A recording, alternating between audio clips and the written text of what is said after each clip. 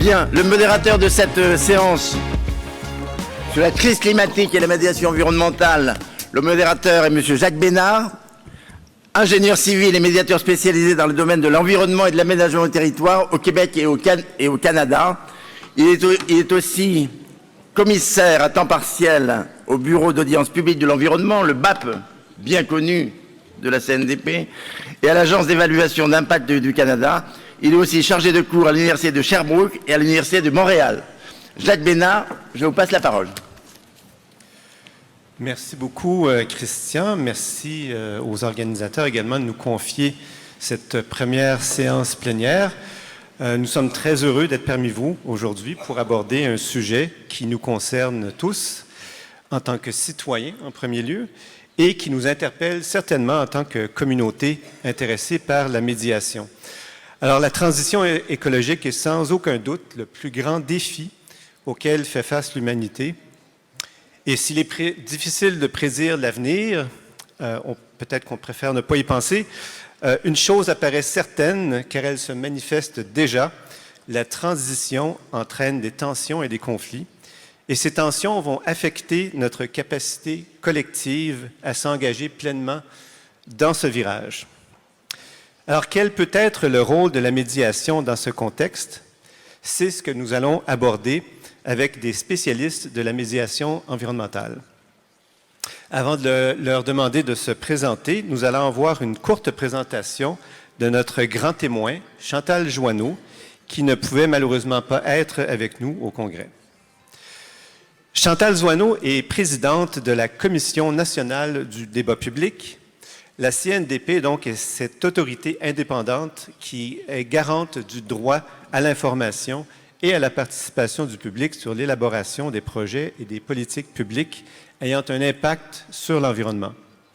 Madame Joanneau a une longue feuille de route. Elle a, entre autres, été secrétaire d'État chargée de l'écologie, ministre des Sports et sénatrice. Donc, on va écouter un court vidéo de notre grand témoin, Chantal Joanneau.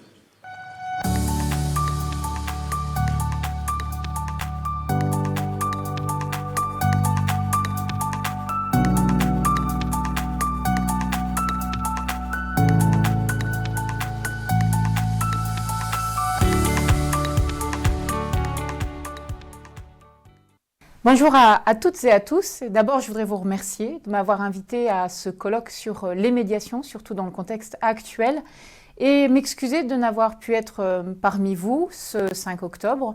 Je suis malheureusement retenue par la Commission nationale du débat public puisque notre séance plénière se tient tous les premiers mercredis du mois. Et Christian Lérite, qui est parmi vous, a été président de cette institution pendant longtemps.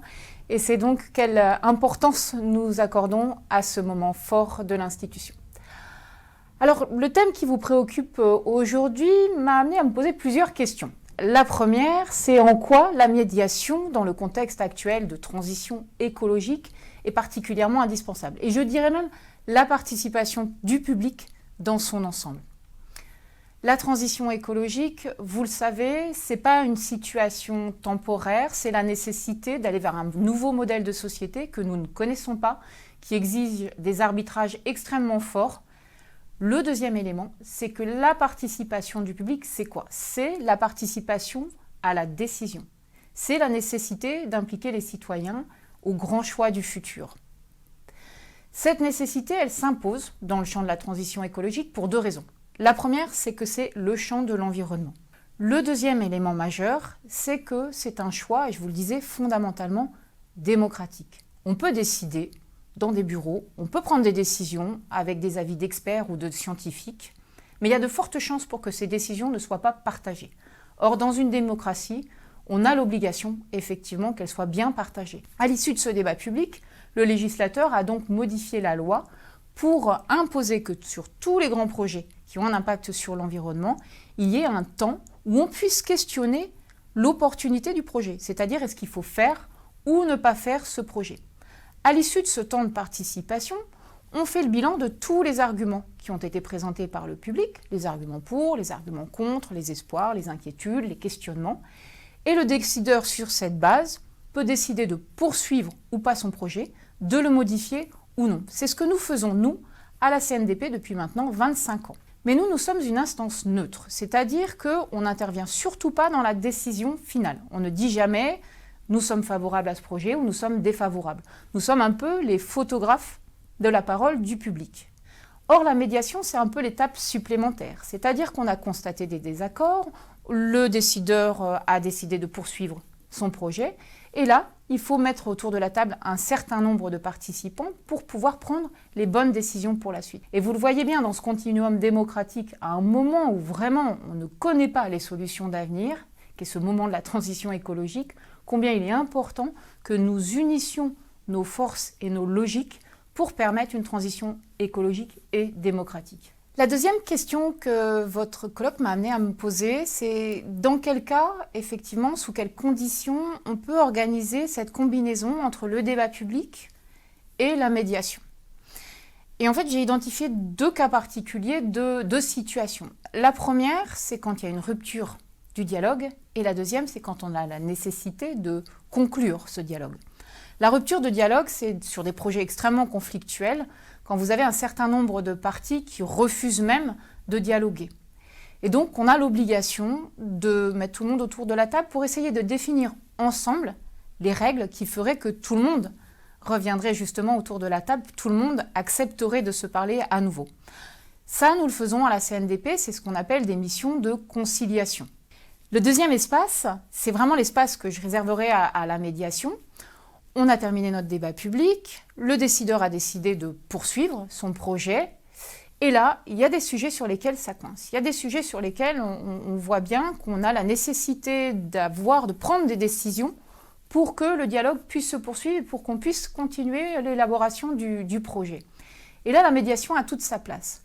Nous, CNDP, nous sommes dans une phase dite de concertation continue qui va aller jusqu'à l'enquête publique. Donc, on continue à informer le public, on continue à concerter autour de sujets particuliers. Mais il y a des étapes à franchir pour lesquelles ce serait intéressant qu'on ait une phase complémentaire de médiation qui puisse justement permettre de franchir les étapes supplémentaires et d'améliorer encore, puisque c'est bien notre objectif, d'améliorer encore la décision. Ceci suppose qu'on ait quand même un préalable, mais je pense qu'on est absolument tous d'accord sur ce sujet, c'est qu'une bonne participation du public, ce n'est pas une participation qui cherche absolument le consensus. Dans une démocratie, ça n'existe pas. C'est une participation qui va essayer de trouver les meilleures décisions pour le plus grand nombre, qui va essayer de bien identifier les personnes qui pourraient être les perdants par rapport à la décision prise et voir quelles mesures de compensation on pourrait prendre pour elles. Et la troisième question que je me suis posée, qui vous concerne pour la médiation, comme elle nous concerne d'ailleurs pour le débat public, c'est sous quelles conditions est-on assuré que la décision qui sera prise à l'issue de cette période de médiation sera considérée comme légitime? C'est un problème auquel on est vraiment confronté, nous aussi, dans le cadre du débat public, parce que notamment les plus jeunes générations, mais pas que, ne reconnaissent pas l'enceinte institutionnelle qu'est le débat public. C'est-à-dire que dès lors que nous sommes une institution publique, ils considèrent que le débat est potentiellement biaisé. Pour la médiation comme pour le débat public, je vois vraiment deux éléments. Il y a une question de principe et une question de méthode. Une question de principe à laquelle nous sommes constamment confrontés, nous devons faire la preuve de notre indépendance. Constamment, je pense que c'est pareil pour un médiateur, mais en tout cas quand on est l'organisateur d'un débat public, nous devons prouver que nous n'avons aucun lien d'intérêt avec les décideurs, aucun lien d'intérêt avec le sujet qui est posé, et d'ailleurs que nous n'avons jamais pris position sur le sujet qui est posé. Imaginez, demain nous allons ouvrir un débat sur le nucléaire, imaginez que nous ayons pris des positions sur le nucléaire, par exemple des positions favorables au nucléaire. Évidemment, tous les opposants au nucléaire nous diraient « je ne participe pas à votre débat public parce qu'il est intrinsèquement biaisé dans la mesure où je sais que vous êtes favorable au nucléaire ». Donc la question de l'indépendance, qui est vraiment liée d'ailleurs à celle de la neutralité, est la première exigence que nous devons avoir quand on fait du débat public ou quand on fait de la médiation. Il y a un deuxième élément qui est fondamental, c'est une question de méthode. C'est-à-dire que pour un bon débat, comme pour une bonne médiation, il faut se mettre d'accord sur la méthode, se mettre d'accord sur les critères de choix de la personne qui va être le médiateur peut-être, mais surtout se mettre d'accord sur comment on va rendre compte des résultats de cette médiation et en quoi elle va peser sur la décision. Et là, c'est au décideur de dire moi, la médiation, voilà, je m'engage à ce que le résultat de la décision soit repris dans tel et tel contexte, sous telle et telle forme. Comme nous, dans le cadre d'un débat public, le décideur a l'obligation de nous répondre par écrit et de nous dire s'il reprend nos recommandations, ce sont des recommandations évidemment sur la participation, de dire s'il répond positivement ou négativement aux propositions du public ou à ces différentes questions. Et donc ça, cet élément est vraiment fondamental, sinon les personnes nous disent à quoi ça sert, à quoi sert le débat public. Et pour la médiation, ils pourront dire mais est-ce qu'on est sûr que tout le temps qu'on va passer à se concerter et justement à essayer d'élaborer une décision va être utile dans la suite de l'élaboration du projet.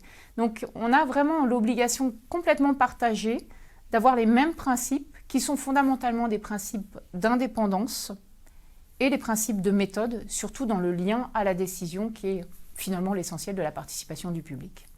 Il me reste donc à vous souhaiter un excellent congrès. Bien évidemment, je vais suivre avec énormément d'attention les conclusions de vos travaux, parce que, comme vous l'avez peut-être compris, je pense qu'il y a beaucoup à faire entre nous, beaucoup à apporter au débat public, à la démocratie en général, si on arrive à beaucoup mieux concilier ce temps qu'est le temps de la participation du public dans le cadre du débat public avec celui de la médiation.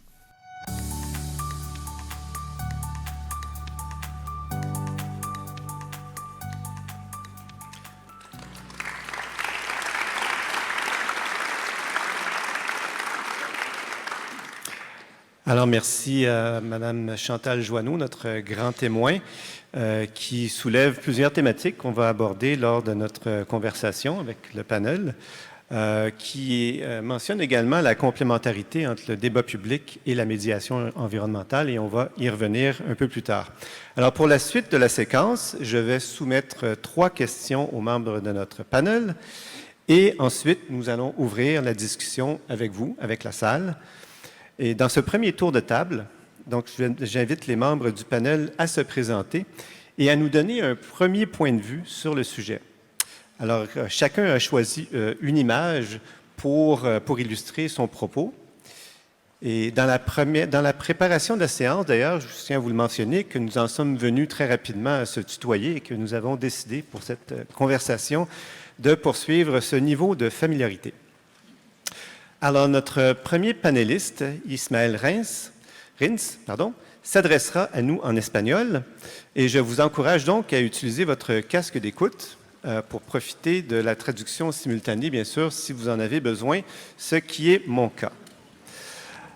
Alors, Ismaël, bonjour. Tu es citoyen de...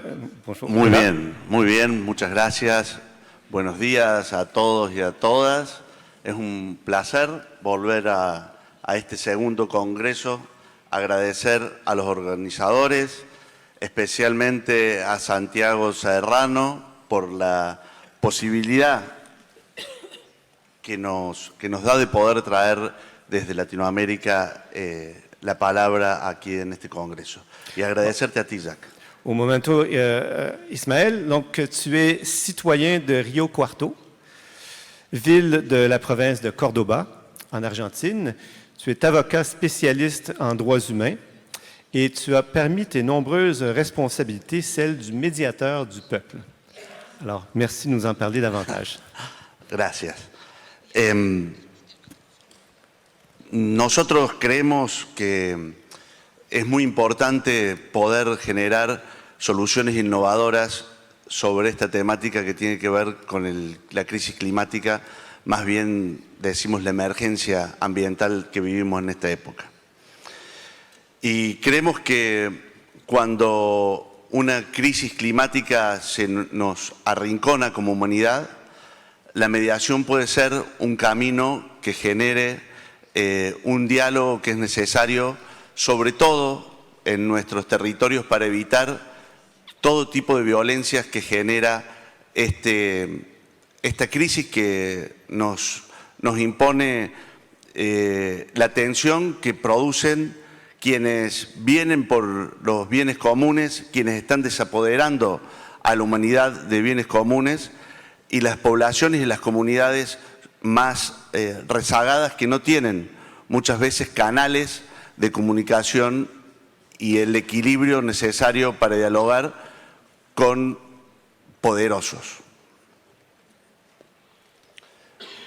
Yo no sé, Jack, si ahora van a proyectar la imagen. Ah, bien, gracias.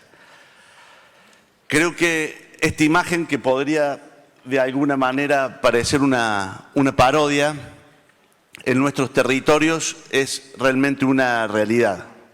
Una realidad que se pone en una estadística muy cruel, con 227 defensores ambientales muertos.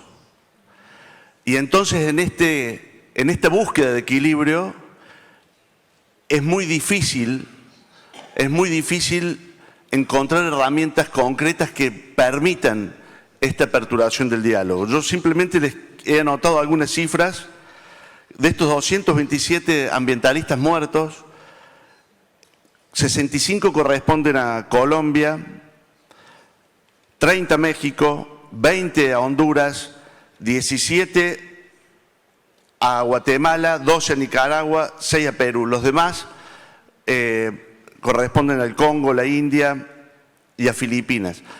Creo que el desafío está sobre la mesa, la necesidad de encontrar caminos de comunicación e innovación para tratar la problemática ambiental en un momento donde todos los poderes reales de las corporaciones están intentando, a través de propuestas emocionales y a veces muy vacías, defender al ambiente. Creo que la respuesta de la mediación es una respuesta muy sincera, concreta, clara, y que va a ayudar sin duda a un diálogo abierto.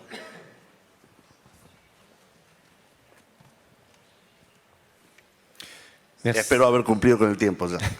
Merci beaucoup, Ismaël. On va maintenant passer à Nicolas Leméoté.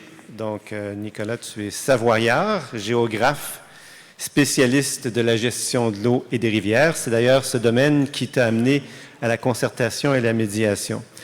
Tu as récemment publié un livre intitulé « Médiation environnementale pour construire un monde commun », un ouvrage qui est absolument essentiel pour tous ceux qui s'intéressent à cette pratique, à ce sujet, et qui est maintenant d'ailleurs un manuel obligatoire pour tous mes étudiants.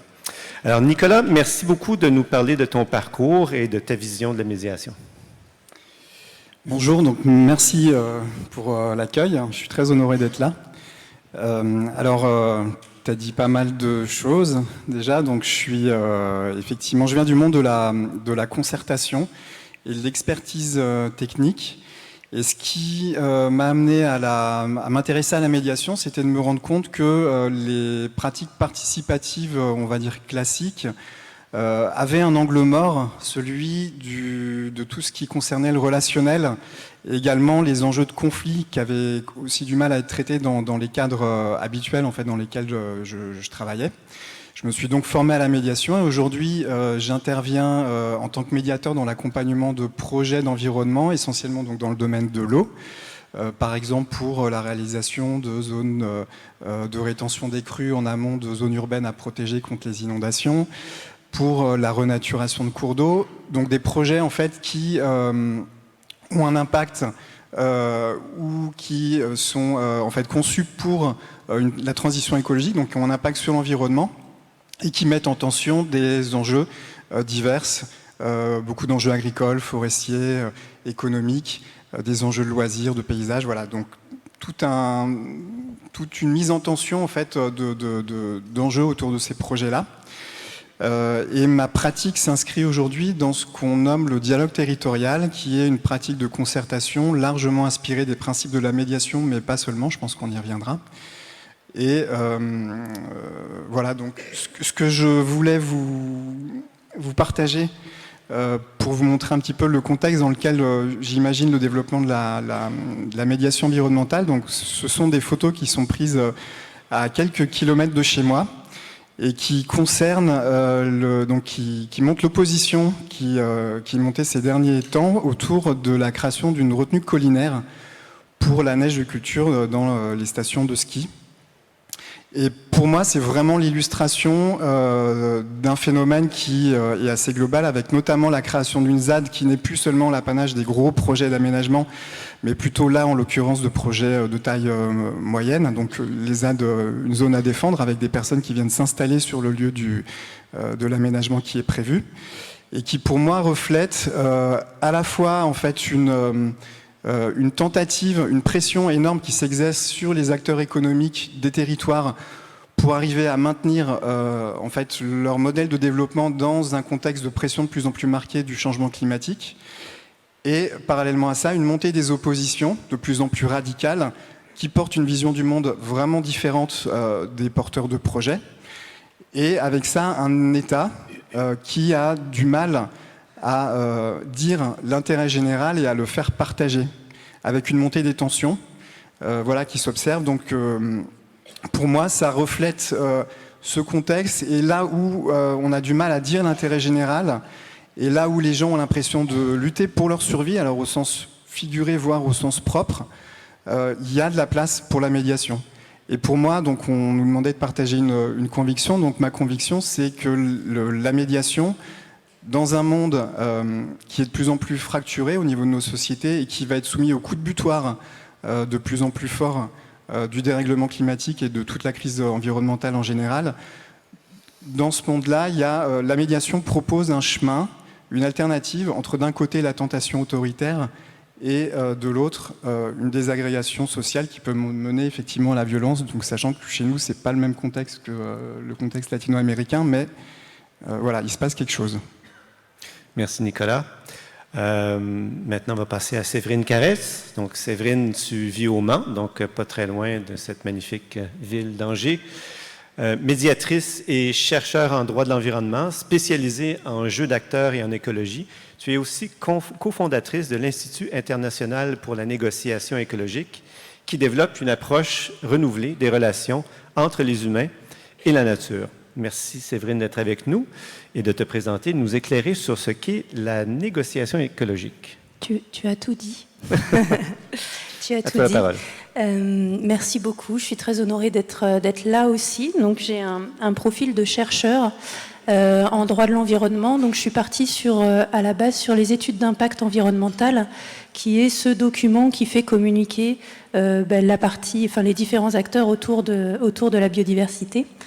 Et du coup, j'avais analysé un petit peu les procédures, les processus, et puis je m'étais aperçue de ces décalages entre les acteurs forts, les acteurs faibles, et leur manière de pouvoir s'exprimer par rapport à la réalisation de certains projets.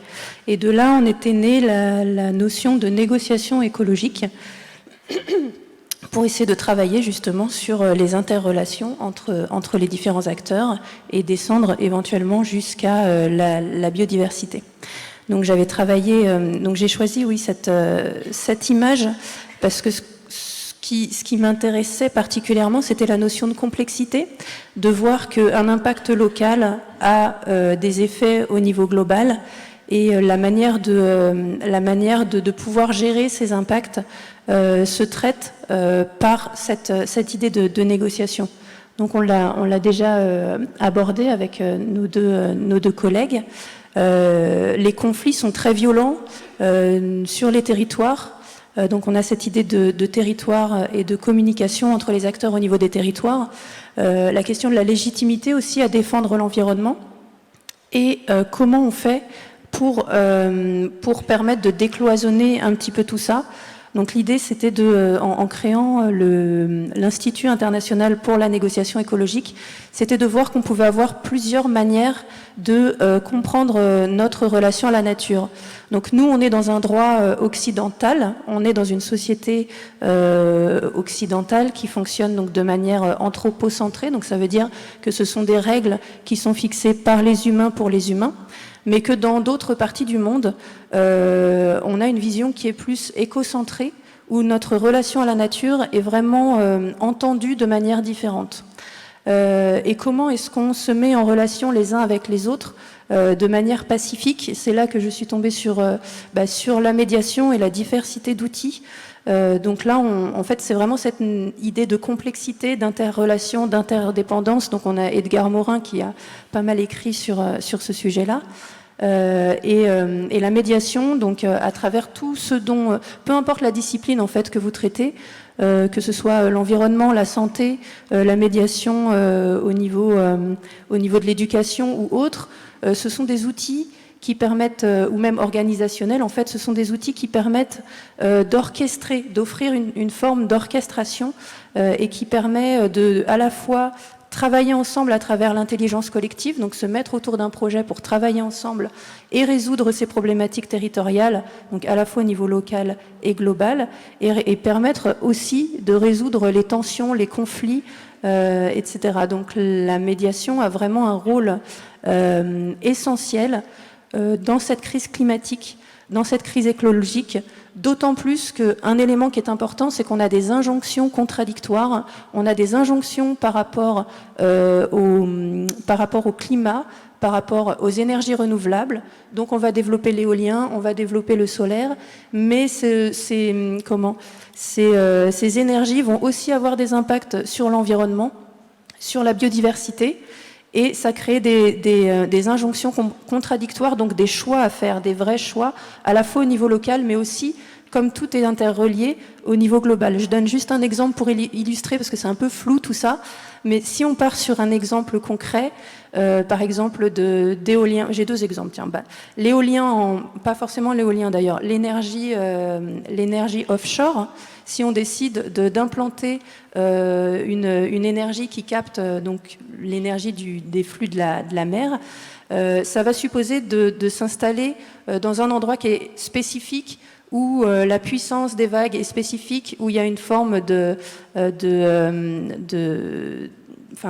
endémique, un aspect vraiment particulier pour pouvoir capter un maximum d'énergie, mais c'est aussi à cet endroit qu'on va avoir des espèces vivantes spécifiques, endémiques. Et donc, on va avoir des choix à faire entre énergie ou biodiversité. Et j'ai un autre exemple, ça va être pour le solaire. On a des grandes fermes solaires qui se sont construites notamment au Mexique, dans le désert mexicain, qui font plusieurs centaines d'hectares. Et du coup, les panneaux solaires font des reflets que les oiseaux confondent avec la mer et donc piquent dessus. Et on a donc du coup des constats de perte de biodiversité. Donc on va avoir en fait ces problématiques-là, donc qui sont à la fois des problématiques locales, donc avec les acteurs locaux, quel choix on va faire, comment on travaille, mais aussi au niveau global. Et l'importance de remonter, de décloisonner ces problématiques et ces tensions locales au niveau global. Donc c'est un peu l'illustration de cette complexité et de cette interdépendance nous semblait nécessaire. Merci. Merci beaucoup, Séverine. Vous voyez qu'ils ont déjà beaucoup de choses à dire, même. Merci beaucoup. Alors, ils ont déjà beaucoup de choses à dire et ça va être un défi pour nous de rester effectivement dans le temps qui nous est alloué. Et comme je suis le gardien du temps, je vais me permettre des fois d'être un petit peu plus rigide. Cela étant dit, on avait un dernier panéliste, Atman Aoui, que vous avez vu dans votre programme, qui n'a malheureusement pas pu se joindre à nous, malgré tous les efforts déployés par les organisateurs, et je les en remercie, pour qu'il obtienne un visa qu'il n'a malheureusement pas pu obtenir. Alors, c'est une situation qui nous attriste beaucoup parce qu'il a contribué beaucoup à la préparation de cette séance. Et surtout qu'il amène aussi une perspective qui démontre la pluralité des réalités auxquelles les médiateurs sont confrontés. J'ai eu l'occasion de m'entretenir hier avec lui par vidéo, donc on a enregistré un court extrait qu'on va vous présenter à l'instant. Bonjour tout le monde. Bon, je m'appelle Atman Aoui, je suis conseiller pédagogique, médiateur et président de l'association de la promotion de la médiation au Maroc. Tout d'abord, je tiens à remercier les organisateurs de m'avoir invité à assister aux activités du congrès et je m'excuse sur mon absence pour la simple raison que je n'ai pas pu recevoir mon visa. Dommage, on est dans un monde où les armes circulent librement plus que les êtres humains. La thématique du congrès, la médiation, elle m'intéresse beaucoup et c'est l'objectif de notre association, la première association qui cherche à promouvoir la médiation au Maroc. Concernant la médiation environnementale, à mon avis, elle peut jouer un rôle primordial ou même être le pivot dans la crise climatique actuelle. et pourrait être l'instrument idéal de la prévention et de la résolution des conflits dans ce domaine. Et pourquoi pas ne pas être le droit anticipatif et préventif. Parce que, d'une part, le côté technique des contentieux environnementaux présente des enjeux un peu éparpillés avec plusieurs parties prenantes et la procédure traite généralement le conflit engendré par le désaccord environnemental et non pas la source de conflit. D'autre part, la surexploitation des ressources naturelles engendre la rareté de l'eau. Et qui dit rareté dit la compétition, la concurrence et plusieurs différends et donc des conflits avec l'absence d'une partie tierce qui peut accompagner le dialogue, gérer la symétrie des pouvoirs et surtout représenter la nature. Bon, je prends le cas des nomades. Toutes les négociations que mènent les populations nomades, ils tournent autour de l'environnement. S'ils remarquent, par exemple, qu'une espèce est menacée, ils interdisent l'accès des troupeaux pour une période donnée sous le nom de l'Agoudal. Donc, c'est un mot sur lequel il faut faire des recherches. L'utilisation aussi de l'eau d'irrigation chez les Amazirs, les Berbères, elle est bien organisée suite à plusieurs négociations qui cherchent toujours à trouver des solutions à la pénurie de l'eau et non pas au conflit relatif à l'eau. Par exemple, si l'eau passe devant une parcelle dans une rivière, même s'il n'est pas utilisé par d'autres agriculteurs, l'agriculteur n'a pas le droit de la réutiliser dans une période de 15 jours. Donc, c'est périodique, l'irrigation est périodique entre 15 et 22 jours. Là, pour ne pas gaspiller l'eau et préparer les plantes au stress hydrique éventuel. Vous savez, les nomades berbères, ils sont très attachés à la nature. Et c'est là où il faut mener des recherches et des capitalisations. La biodiversité, ça fait partie de leur culture. Ils sont très attachés ils sont détachés de l'exploitation intensive des ressources naturelles. Et de cette culture-là, ils perpétuent un mode de vie en accord avec la transition écologique au sein de leur communauté. La protection des ressources, la consommation modérée et la faible transformation de la végétation sont des valeurs qui sont intégrées à la culture nomade. Ils connaissent la valeur de l'eau parce qu'ils la cherchent à de très grandes distances, à 10 kilomètres même. Le problème, c'est que récemment, de géants projets viennent s'installer dans leur territoire avec matière première à utiliser, c'est l'eau, et d'une utilisation très excessive. La consommation et un pompage non contrôlé, surtout avec l'arrivée de l'énergie solaire. Les gens ne payent plus la facture, donc ils pompent sans contrôle, et ça a créé un déséquilibre psychologique chez ces populations locales. Et là, la médiation environnementale, il peut toujours jouer un grand rôle. Ces méga-projets longs, dont je parle du tourisme, les mines, l'eau solaire, les monocultures de grande surface, parce que dans les oasis, on a une culture intensifiée sur les petites surfaces. Maintenant, les gens, les investisseurs, ils commencent à installer des monocultures sur de très grandes surfaces avec une utilisation excessive de l'eau. Ceci a abouti à la pénurie en eau, la pollution des maladies, la rareté du pâturage, donc la sédentarité des transhumants, dont je vous rappelle que je suis fils d'un nomade et maintenant on est sédentaire parce que on n'a plus de troupeaux. Donc, et là, ces nomades-là, ils vivent dans des conditions très précaires et dans des bidonvilles. Là, ce que je veux démontrer là, c'est je veux que vous démontrer comment la crise climatique menace des cultures et des modes de vie traditionnels. Donc voilà l'utilité de la médiation environnementale, mais ce n'est pas un domaine facile. Il est confronté à plusieurs difficultés, à savoir surtout la représentativité, l'opposition des valeurs et des intérêts. Et là vient le rôle du médiateur. Donc le médiateur ici, son rôle il est primordial parce qu'il doit accompagner les populations pour s'organiser, mener des médiations pour assurer la bonne représentativité et atténuer la symétrie de pouvoir, parce que vous connaissez les conflits entre les grandes entreprises avec les riverains et les très analphabètes. C'est toute une asymétrie de pouvoir, et surtout représenter la nature lorsque les négociations et la résolution de conflits va dans le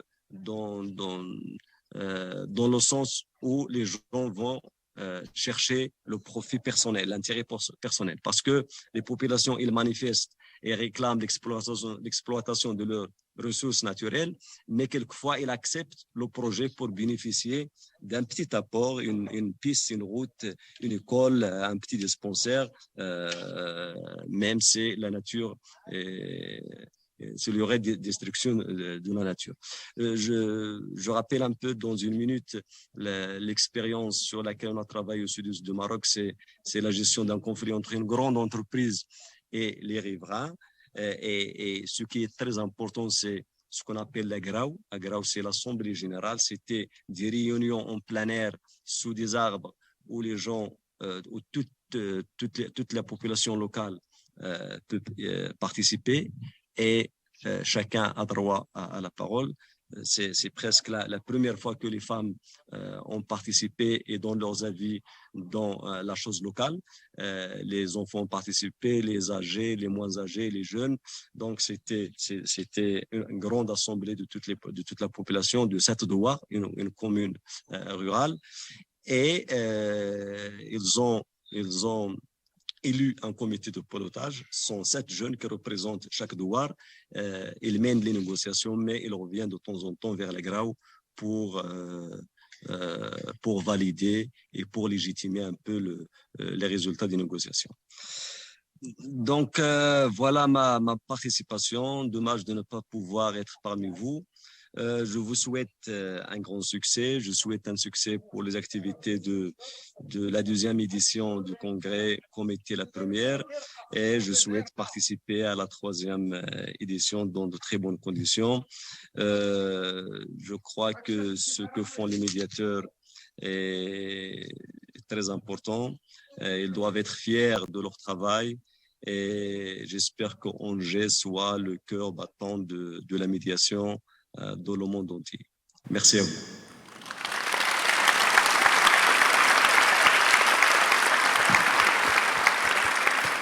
Alors, merci beaucoup, Atman, pour ce témoignage. On va maintenant passer aux questions à débattre entre nos panélistes. La première, dans le fond, on a parlé beaucoup des enjeux, on a parlé des conflits, on a parlé des conséquences des conflits. Alors, parlons maintenant de la médiation. Quel rôle pour la médiation environnementale dans la crise climatique et écologique actuelle? Et je vais commencer par Séverine. Donc, Séverine, tu as réfléchi à cette question dans ton travail de recherche et aussi pour la création de l'Institut que tu présides. Alors, comment vois-tu ce rôle et cet apport de la médiation environnementale dans le contexte, effectivement, de la crise climatique et transition écologique? C'est un rôle qui est central. C'est un rôle qui est central parce que la médiation est protéiforme. Donc, comme on le disait tout à l'heure, peu importe les disciplines en fait, sur lesquelles on travaille, on a tout un panel d'outils qui nous permettent d'orchestrer notre pensée et de résoudre des problématiques qui peuvent être extrêmement complexes. La particularité de la médiation environnementale, c'est qu'on va avoir une pluralité d'acteurs devant nous, avec des légitimités et des pouvoirs vraiment divers. On va avoir des acteurs vulnérables et d'autres avec de forts pouvoirs économiques et politiques. Et les outils de médiation permettent vraiment de repenser les relations différemment et de permettre d'enlever les casquettes et de travailler avec des outils d'intelligence collective pour résoudre des tensions. Des tensions qui peuvent être locales, donc les petits exemples que j'ai donnés tout à l'heure, extrêmement ciblés d'un projet d'énergie offshore ou d'un projet photovoltaïque ou autre, en fait, pas forcément sur l'énergie. Mais ça peut aussi permettre de dialoguer à des niveaux plus globaux et à faire communiquer différents savoirs qui peuvent aller du savoir technique, scientifique, à d'autres formes de savoir. Et la médiation offre cette opportunité de faciliter et de pouvoir vraiment orchestrer différemment. Merci. Nicolas, je rappelle le titre de ton livre qui évoque la construction d'un mode en commun. Donc, qu'est-ce que tu entends par là et est-ce la finalité de la médiation environnementale? Ouais, pour moi, alors, je m'inscris complètement dans la question de la complexité aujourd'hui là, qui, je pense, qui se pose de façon évidente à tous les acteurs. Enfin, on a comme eu le Covid, on a eu aujourd'hui la guerre en Ukraine. On voit que on est tous interdépendants et interconnectés et que ça crée des situations qui étaient parfaitement inattendues. Où la question de quoi faire se pose de façon plus évidente que ça. Je pense que... Alors, je suis un enfant des 30 Glorieuses, et puis de la crise énergétique des années 70. Depuis, voilà, j'ai ce sentiment-là, en tout cas, que là où l'intérêt général s'imposait, et où finalement on renvoyait des projets aux oppositions des projets d'intérêt général à la question des intérêts particuliers, avec le terme de NIMBY, Not in My Backyard, finalement qui était un terme disqualifiant. Aujourd'hui, les sujets se posent de façon complètement différente parce qu'on rencontre des personnes qui portent des intérêts qui ne peuvent plus être qualifiés d'intérêts particuliers et qui ont une certaine légitimité, et on a ce choc des légitimités. Pour ma part, et du coup, ce besoin de reconstruire ce monde commun, en fait, qui, pour moi, se délite, ou peut-être c'est aujourd'hui délité, quoi. Là où j'interviens, donc, c'est des projets qui peuvent avancer des enjeux de protection de la vie des personnes, de protection des biens. Donc là, on est sur des intérêts qui sont voilà, particulièrement forts, évidents, mais en fait, ils viennent percuter des enjeux qui sont aussi également très forts, des enjeux de biodiversité. Donc aujourd'hui, il faut avoir conscience que la crise du vivant est aussi au moins aiguë que celle de la crise climatique, dont on parle beaucoup. Donc il y a ce choc des légitimités. Je travaille avec de monde agricole où eux revendiquent aussi la légitimité en termes de souveraineté et de sécurité alimentaire. On voit que la crise en Ukraine, en fait, a posé de façon assez évidente cet enjeu-là, qu'on avait peut-être oublié. Voilà. Et en fait, on a ce choc des légitimités, besoin de construire à partir de ça, sachant que la médiation qui s'est, je pense, nourrie et qui s'est construite au travers de relations interpersonnelles, s'est construite à partir de l'endroit où il y avait des difficultés à dire la norme, à dire un arbitrage, là où toutes les formes de régulation en fait, classiques ont montré leurs limites. Et aujourd'hui, je pense qu'on est dans un univers où tout le monde a du mal à se projeter. Je pense qu'il y a beaucoup de visions de l'avenir qui diffèrent particulièrement. On parle d'effondrement civilisationnel, voilà, c'est pas rien. Et du coup, on a des visions de l'avenir et de ce qu'il faut faire aujourd'hui qui divergent énormément. Et la médiation, en s'appuyant sur ce savoir-faire qui a été construit sur la base des relations interpersonnelles, a beaucoup de choses en tout cas à transmettre collectivement à ces questions d'environnement. Merci. Ismaël, dans un contexte d'un pays d'Amérique latine comme l'Argentine, qu'est-ce qu'on peut voir comme rôle ou qu'est-ce qu'on peut espérer comme rôle de la médiation dans les conflits environnementaux avec les impacts que tu as mentionnés plus tôt? Bien, Jacques. Déjame apuntar en qué no debe convertirse la mediación. Es decir, la mediación no puede tener un rol obturador del conflicto. No puede convertirse en una herramienta de las corporaciones o de los estados para evadir normas sancionatorias ambientales. Tampoco puede ser apropiada por aquellos que producen o reproducen daños ambientales. Y en este mismo sentido, la mediación tampoco puede apartarse del principio precautorio, que es aquel principio que dice que cualquier actividad que tenga la potencialidad de generar un daño al ambiente debe ser observada con mucha digamos, vigilancia sobre ella, ¿no? Inclusive muchas veces no ser permitida bajo esta norma. Entonces, sí debe convertirse y debe tener un rol ante esta emergencia climática que cuestione las verdaderas causas de esta crisis o de esta emergencia ambiental. Y ese cuestionar las verdaderas causas debe generar condiciones de discusión y caminos de solución. Y para esto, un ejemplo muy a pie de calle, ¿no? Es decir, cuando uno pasa un semáforo en rojo, simplemente le llega una sanción. Es muy difícil que cuando uno incumple una norma tan socialmente construida y tan aceptada, se piense en un procedimiento de mediación para no aplicar esa norma. Pero sí estamos pensando en procedimientos de mediación para aquellas empresas que nos están llevando la vida del planeta. Y esto creo que hay que ponerlo en debate también. Recién Chantal Joano nos hablaba de la independencia frente a la conversación nuclear.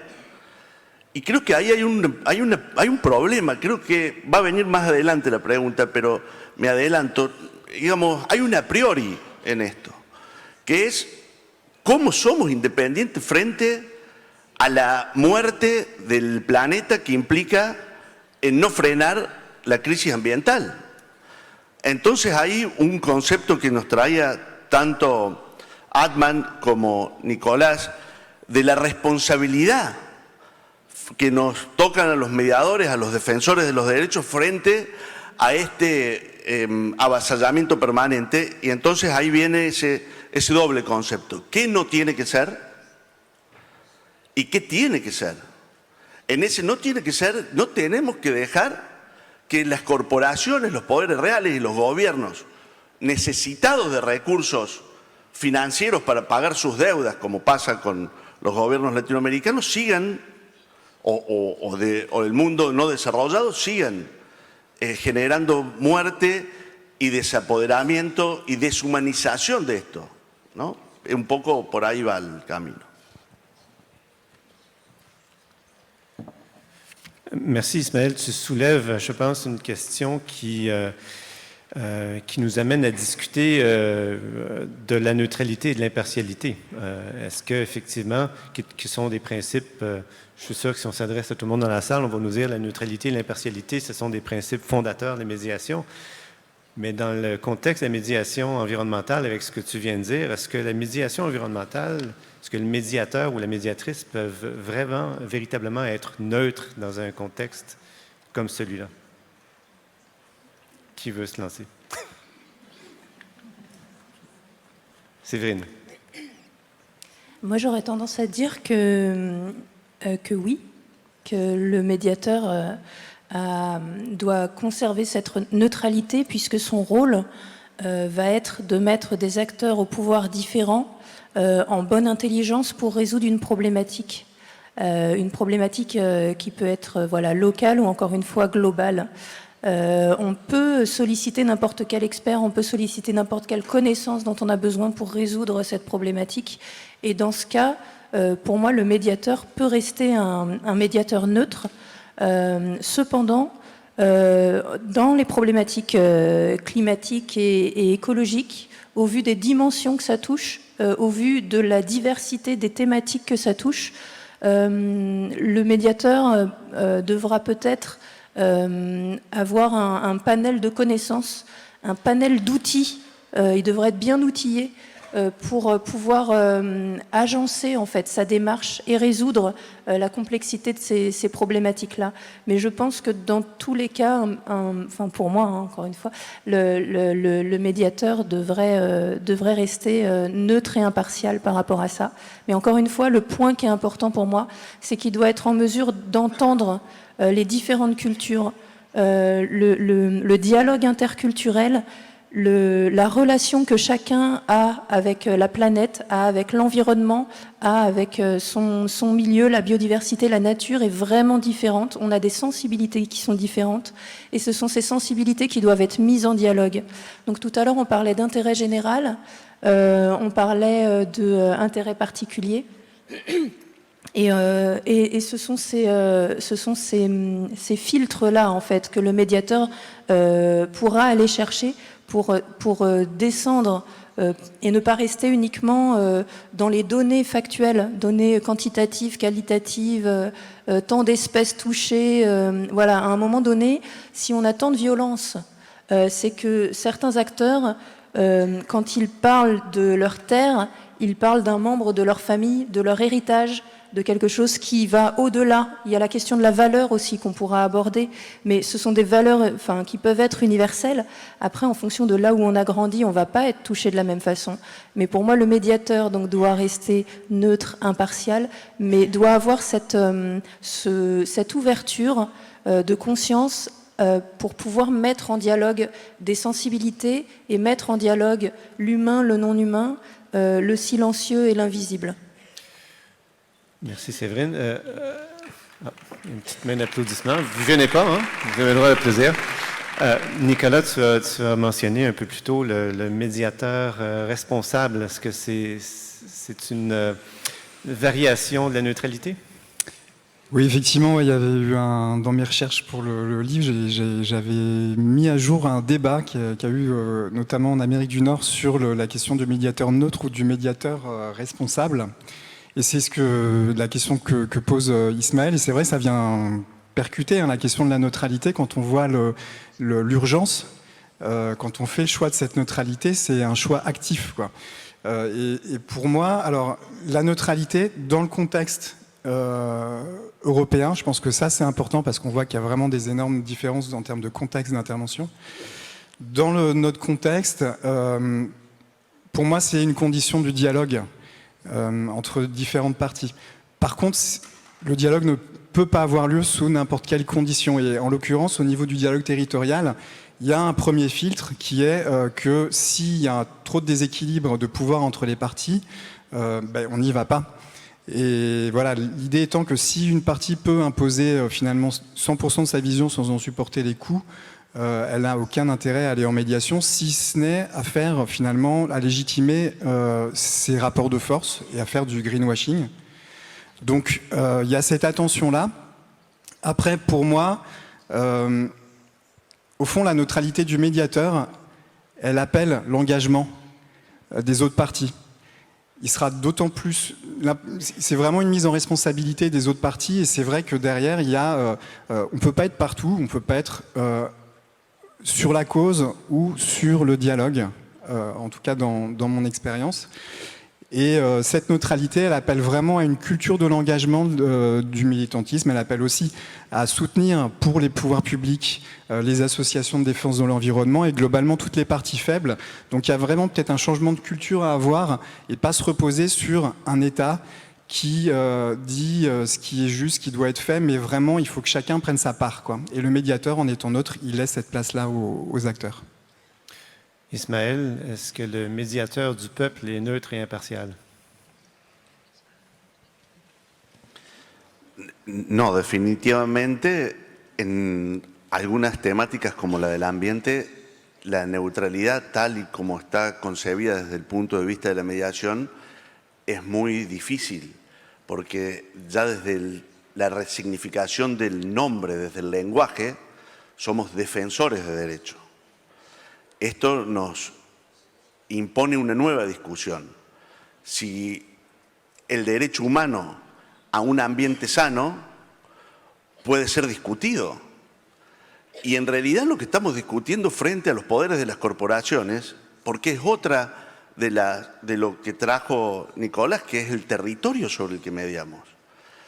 Estamos mediando el a priori, hay que decir, vamos a mediar sobre si nosotros tenemos derecho a un medio ambiente sano frente a una idea de progreso que beneficia a un sector minoritario de la sociedad, cuando hemos visto que las megamineras o la Coca-Cola, que hoy hablábamos del greenwashing, la Coca-Cola patrocina el diálogo entre estados de la COP27 en Egipto. Bueno, entonces estamos frente a poderes nuevos, pero que los conocemos desde hace muchos años, desde el lobby del tabaco.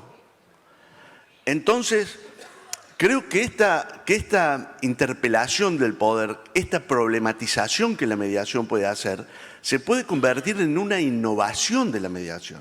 La mediación nació como una respuesta a una problemática que no encontraba la justicia tradicional metodología para resolverla. Yo creo que estamos ante un nuevo reto y que la mediación tiene la capacidad de reinventarse, renovarse y no solo ya aferrarse a la neutralidad como un principio, una máxima escrita en piedra. Creo que estamos en un momento, y en Anger, acá en este ámbito lo podemos discutir, y me parece muy importante que lo hagamos. Somos la humanidad frente a la deshumanización a la que nos quieren llevar cierta parte de del poder del planeta que se quiere quedar con los bienes comunes. Esta es la discusión a priori. Vamos a retroceder a la anterior a la Segunda Guerra Mundial, donde los derechos humanos se debatían, o vamos a seguir el camino de progresividad, que es otro de los principios de los cuales la mediación se tiene que nutrir, la progresividad de los derechos humanos. Creo que no podemos abandonar estos principios.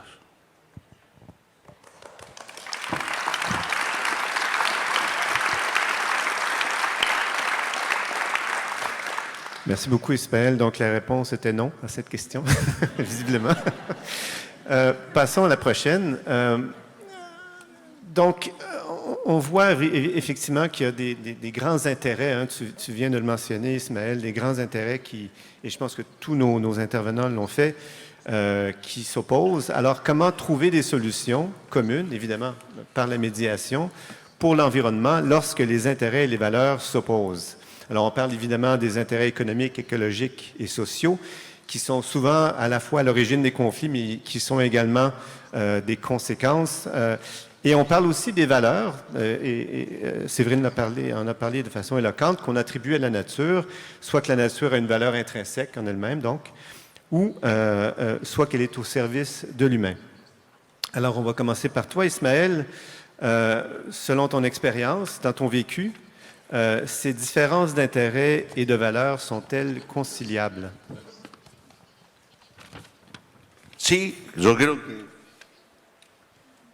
en una proporción como lo planteaba Severín, puede haber una conciliación de estos intereses y valores, sobre todo cuando la aperturación del diálogo de la mediación se basa en ámbitos locales donde las partes tienen algún nivel de conocimiento personal, donde si bien hay intereses contrapuestos, hay valores compartidos. Yo creo que ahí hay una posibilidad muy importante para ir generando un diálogo. Lo que sí también es importante pensar la mediación en un ámbito de justicia ambiental, no poderla desligar de esta cuestión, ya lo refería antes, que no haga, digamos, que no se convierta en una herramienta para evadir normas sancionatorias. Y vuelvo sobre el tema de los principios. Yo creo que ahí, cuando hay intereses contrapuestos, hay que ir a estos principios ambientales, que es el principio precautorio, el principio de la equidad intergeneracional. Creo que ahí también hay una posibilidad incorporando a la intersección generacional, es decir, personas adultas, personas jóvenes, mujeres de distintas clases sociales. Yo creo que la interseccionalidad tiene que ser otro de los principios de la mediación ambiental. Por supuesto, el de la progresividad y el principio de la responsabilidad, adicionándole el principio precautorio. Creo que a partir de estos principios se puede generar una voluntad común, aunque haya intereses contrapuestos.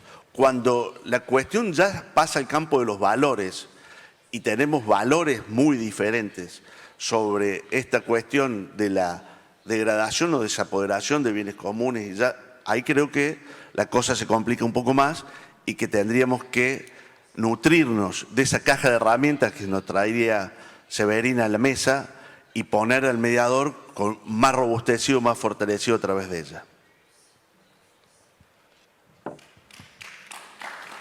Merci Ismaël. Nicolas, dans ton livre, tu parles du pari de l'altruisme qui passe par l'élargissement des perceptions des acteurs. Alors, comment y arriver?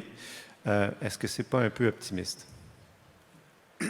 C'est un pari lucide, on va dire, qui est du coup basé sur certaines conditions dont j'ai parlé tout à l'heure. Mais en tout cas, l'approche du dialogue territorial qui fait ce pari-là de l'altruisme, il s'inspire de ce qui se fait déjà en médiation, on va dire généraliste, classique, qui est à la fois un travail sur les intérêts, donc autour de la négociation, mais aussi sur ce qui est important pour les gens, sur leurs besoins. Et dans les besoins, il y a la question des valeurs, donc c'est un sujet qui est travaillé, sachant que en fait, ce pari de l'altruisme, il reconnaît juste la multidimensionnalité des personnes. On peut défendre des positions particulières, mais on est traversé par plein d'enjeux, plein de choses. Donc on a cette capacité d'empathie entre un chef d'entreprise qui a chevillé au corps la question de l'emploi et du bien-être de ses salariés, voilà, qui peut faire valoir. Un militant écologiste peut tout à fait aussi le comprendre. Donc on peut se rejoindre malgré ces valeurs. Là où on met l'importance dans un sujet particulier. Par contre, là où il me semble important d'insister, c'est sur qu'est-ce qui fait commun au départ et dans qu'est-ce qui motive en fait pour cette discussion-là. Et c'est vrai que le dialogue territorial, on met la question du territoire au centre du dialogue, c'est-à-dire qu'il faut ancrer, selon nous, les discussions dans quelque chose de contextualisé, dans un lieu, dans un temps particulier, et qui renvoie à des réalités sensibles qui peuvent être partagées. J'ai en tête des cas de médiation où les acteurs locaux ont réussi à se mettre d'accord sur des projets vraiment très compliqués. Et finalement, cet accord a été saboté par des instances nationales qui, elles, avaient d'autres intérêts, avaient un intérêt peut-être secondaire au conflit, justifié ou pas d'ailleurs, pour faire avancer leurs idées dans l'opinion. Mais on ne parle pas de la biodiversité en général, on l'inscrit vraiment dans un lieu, et je pense que ce partage du sensible, de la réalité concrète, c'est quelque chose de fondamental sur lequel appuyer le dialogue. Très bien, merci Nicolas. Et Séverine, est-ce que dans ce que tu appelles la négociation écologique, est-ce que tout est négociable? Ça se discute. Tout est discutable. En fait, j'ai envie de rebondir sur les deux propos qu'on vient d'avoir. Donc, j'ai eu la chance de pouvoir participer en tant que négociatrice au COP Climat depuis 2018 pour assister la délégation tunisienne. Et en fait, je me suis aperçue, en traversant un petit peu tout le champ de négociation, que en fait à l'extérieur on a les militants qui essayent qui portent des messages et qui essayent d'exprimer quelque chose. Ensuite à l'intérieur on a des side events où on a des experts, des scientifiques qui viennent présenter des travaux en lien avec les innovations climatiques, etc. Et puis après on a les salles où les négociateurs se retrouvent pour discuter d'un texte qui est pré-rédigé, qui reflète une vision, qui maintient des dettes ancestrales et qui n'est pas si interculturel que ça. Au final, quand on arrive dans une salle de négociation, on se rend compte qu'il y a un code vestimentaire qui n'est pas vraiment interculturel. On est assis autour de table avec, un petit peu comme là, avec caméra, etc. Et ce qui fait qu'il n'y a pas vraiment de dialogue interculturel. On va discuter sur les mots, on va reprendre des notions, on va négocier, on va se retrouver en sous-groupe pour retravailler des points. Mais au final, au niveau global, on garde une certaine vision d'enjeux qui ont été posés à un moment donné, et peut-être que la médiation entre ces groupes extérieurs, scientifiques, diplomatiques, les mettre en dialogue, ça pourrait aussi... moi, c'est ce qui m'a traversée, justement, en ayant cette expérience-là. Et le principe de négociation écologique, il porte un petit peu sur cet aspect-là, parce que il part du perspectivisme. Le perspectivisme, c'est le fait c'est d'avoir plusieurs points de vue pour exprimer quelque chose. Et du coup, ça reprend un petit peu ce que tu disais, Nicolas, sur les champs de conscience et sur les sensibilités et les mettre en dialogue et tout ça. Donc on est vraiment là-dessus, sur la communication entre des valeurs différentes et l'ouverture du dialogue pour ouvrir aussi les champs de conscience. Alors tu disais lucide, mais en fait quand on a déjà pratiqué, quand on le pratique, on vit quelque chose. C'est comme vous êtes pour la plupart médiateurs, vous avez vécu ce moment que Fiutak décrit comme la catharsis. C'est quand même un truc incroyable, cette libération ou ce point où les deux parties qui étaient en opposition, d'un seul coup, se rendent compte de ce que l'autre a voulu dire, ou en tout cas il se passe quelque chose de magique. Quand on ne l'a pas vécu, ça reste théorique. Quand on l'a vécu, on le comprend et on sait que c'est possible. Le dialogue interculturel, le dialogue humain-non humain, en fait, c'est quelque chose qui se vit, et quand on l'a vécu, on sait on sait que ça peut se partager et que ça peut se reproduire, et à différentes échelles.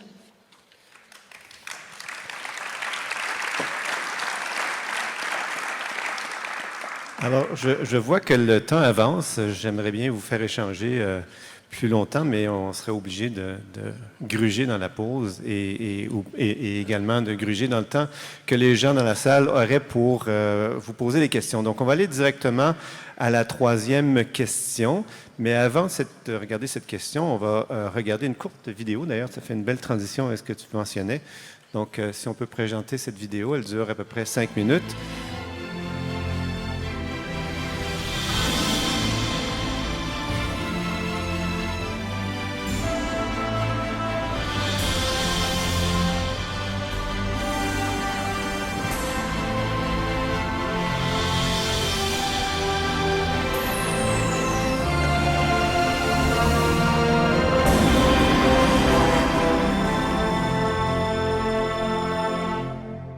Vous allez, mesdames et messieurs les citoyens d'Île-de-France, prendre part à un projet extrêmement ambitieux, mais aussi et surtout un grand projet mobilisateur. Une initiative humaine formidable. Mesdames et messieurs, vous êtes en train de vivre la plus grande consultation citoyenne jamais réalisée à l'échelle du monde. The day is divided into 5 thematic sessions.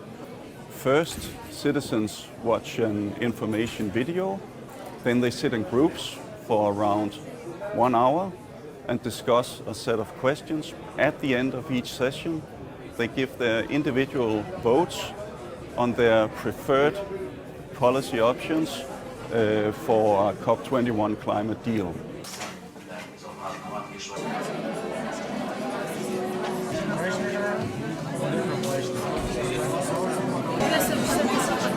Today, the people of Afghanistan is so happy that share their idea with all over the world.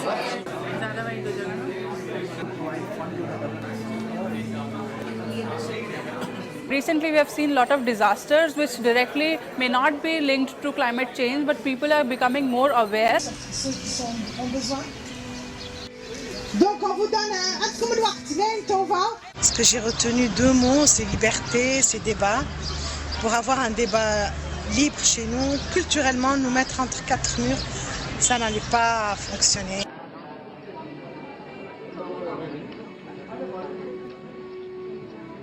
It was a huge opportunity for me to actually come in and to make sure that my voice is heard in the international platform, and I felt that I could at least in some way make an impact on the decisions out there.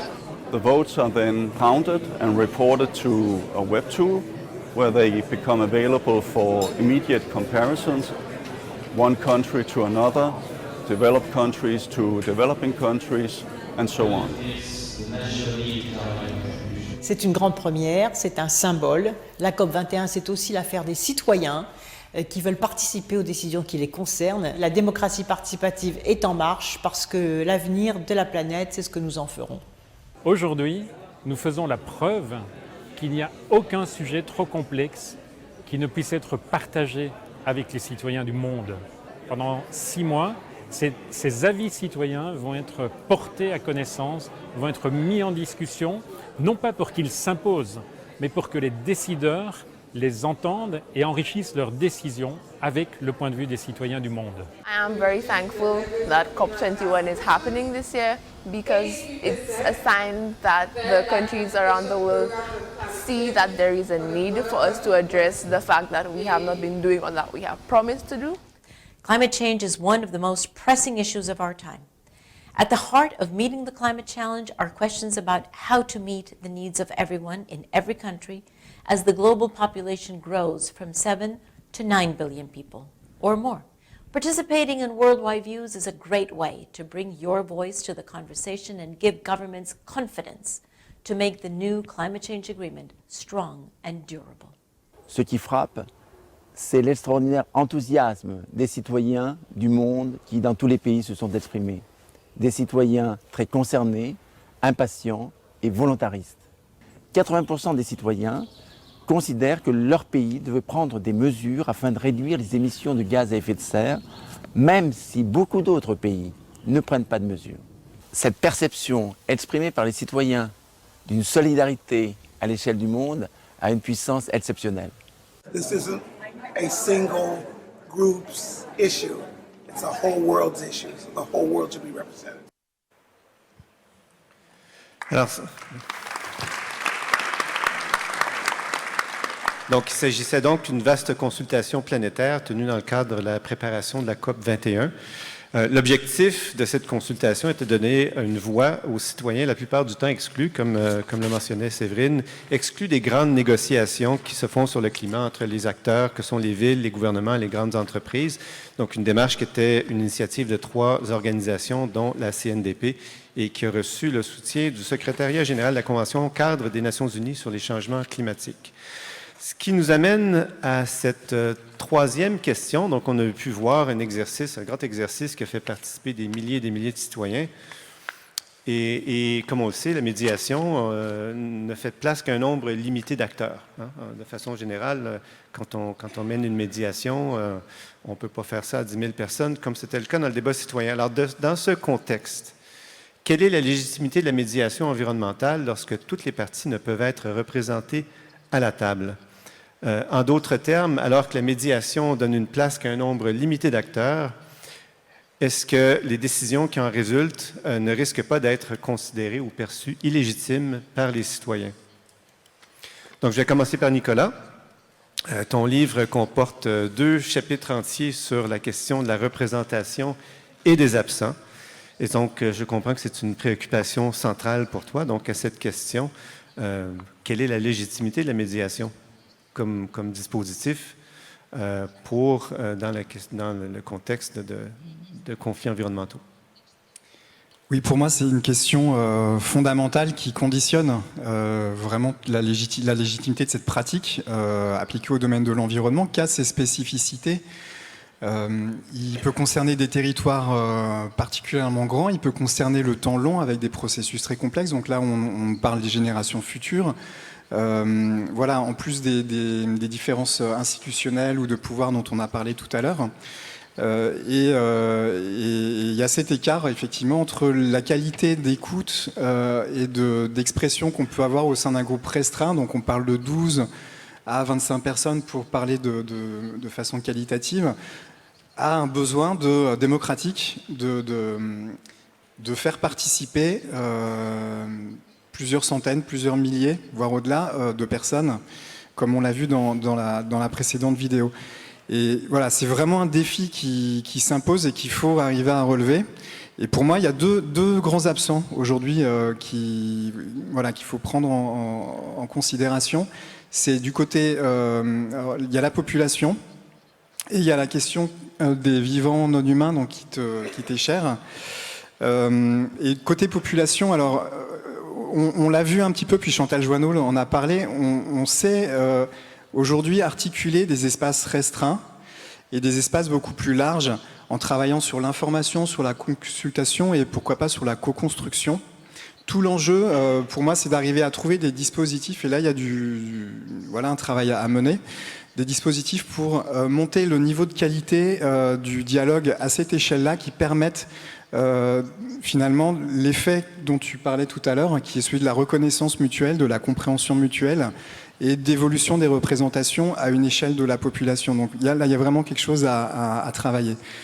Concernant les vivants non humains, on sait, il y a aussi une réflexion à avoir sur la place de l'expert ou des porteurs de savoir en tant que porte-parole des besoins de ces parties prenantes qui s'invitent aujourd'hui à la table du dialogue. On parle d'écosystème, il y a la place du loup pour les éleveurs par exemple. Donc, quelle place on leur donne? Alors, à travers les experts ou à travers des associations de défense de l'environnement qui peuvent se faire le rôle d'avocat. Mais là, il y a encore un gros défi, parce qu'aujourd'hui, on parle de nature, mais l'enjeu, et il y a beaucoup de réflexions qui sont menées dans d'autres champs aujourd'hui de l'écologie, l'enjeu, c'est de parler aussi avec la nature. Et là, s'ouvre un monde vraiment vertigineux, où il y a déjà des expérimentations. Et pour moi, la médiation, comme sa matière première, c'est l'altérité aujourd'hui, quoi de plus... quelle altérité plus grande en fait que celle d'un animal avec son exorationalité, mais avec laquelle on peut peut-être entrer en communication. Je pense à un tout petit exemple, le loup, qui partage avec nous la notion de territoire et qui peut être ce point commun à partir duquel on peut peut-être essayer de construire quelque chose. Merci Nicolas. Ismaël, donc à cette question sur la légitimité, tu parles beaucoup du déséquilibre du pouvoir, de pouvoir entre les acteurs. Alors, comment faire pour que la médiation ne soit pas une autre manifestation de ce déséquilibre? Creo que experiencias como las que acabamos de ver en el video nos grafican la medida de las posibilidades que tenemos de generar estas rondas de diálogo, estas posibilidades de generar metodologías que se alejen lo más posible de la cuestión burocrática que ya hemos conocido, que ya hemos experimentado como audiencias públicas, que muchas veces inclusive han ido en contra de la posibilidad de diálogo, porque las personas se sienten después desoídas y producen la desconfianza, ¿no?, en estas metodologías. Creo que esto es importante, generar nuevas rondas de diálogo desde abajo hacia arriba para construir y poder interpretar esa alteridad necesaria en la mediación que nos trae Nicolás con mucho tino, que hay que reformularla en el tema de la naturaleza. Y está claro que la naturaleza nos habla. El problema es cuál es la metodología de escucha. Cuando vemos que hay catalizadores que, por ejemplo, han negado el cambio climático.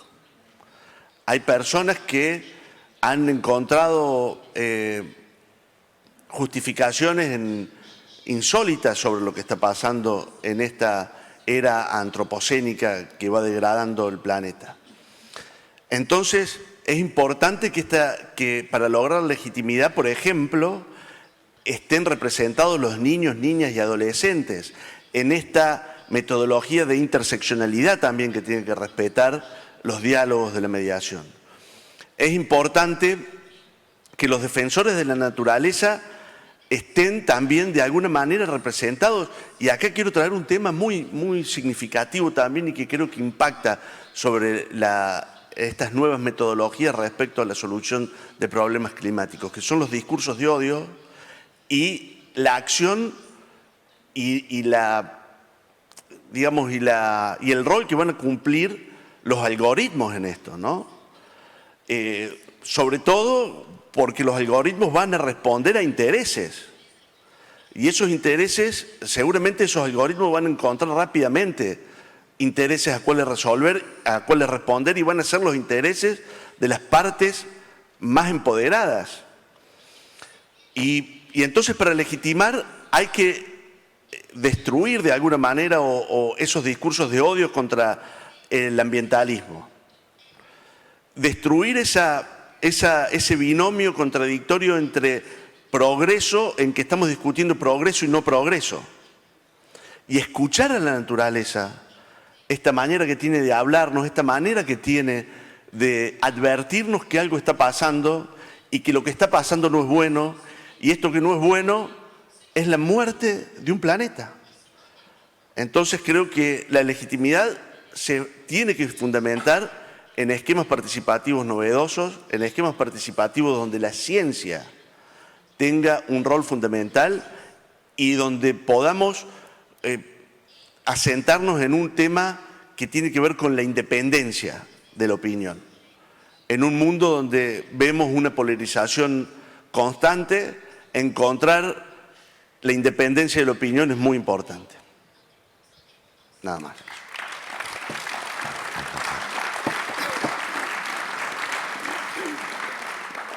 Séverine, à cette même question donc, sur la légitimité de la médiation environnementale, ta réflexion porte beaucoup sur la relation entre les humains et la nature. Hein. C'est en direct lien avec ce que vient de mentionner Ismaël. Alors, comment vois-tu cette légitimité de la médiation à travers le prisme de cette analyse? Alors moi, j'ai trouvé la vidéo hyper intéressante dans le sens où on voit que partout sur la planète, on peut mettre en œuvre une mobilisation citoyenne où les populations peuvent participer. Mais on n'est pas encore dans la logique de médiation vraiment. La médiation, encore une fois, c'est passer de la pyramide au réseau, donc, ou même au-delà du réseau d'ailleurs, mais c'est d'atténuer les pouvoirs. Là, on a un cadre, etc. Donc l'idée, c'est de dépasser ça. Pour mettre en place une médiation commune au niveau de la planète, parce qu'on en est là. Les problématiques climatiques, les problématiques de biodiversité, ce sont des problématiques, comme on l'a dit, d'interrelation et qui sont des problématiques planétaires. Comment on les résout? Est-ce qu'on crée un gouvernement mondial qui va prendre des décisions partout pour chaque coin de la planète, ou est-ce qu'on travaille différemment? Il me semble que ce qu'on s'aperçoit, c'est que les territoires ont leur identité propre, elles ont leur originalité, leur spécificité. Les acteurs du territoire ont leur propre culture et les mobiliser pour travailler ensemble. En fait, c'est au niveau local qu'on a des impacts. Au niveau global, c'était l'une de mes premières phrases, mais on est là-dessus. Et les territoires ont un grand rôle à jouer par rapport à ça. Cependant, comment on fait quand il manque des éléments de représentativité? Comment on fait pour faire parler la nature? Et ben, ce que j'aime bien, c'est encore une fois la diversité que propose la médiation, c'est la justice restaurative, par exemple. Quand on ne peut pas réparer avec celui qui nous a fait souffrir directement, mais qu'on se retrouve face à un autre cas qui nous permet de résoudre cette problématique-là. Et bien en fait, dans notre contexte, on peut tout à fait le faire aussi. On peut, à travers ce perspectivisme et la pluralité des angles de vue, on peut jouer avec aussi ce type d'outils et répondre à ces enjeux, à la fois au niveau local et au niveau global.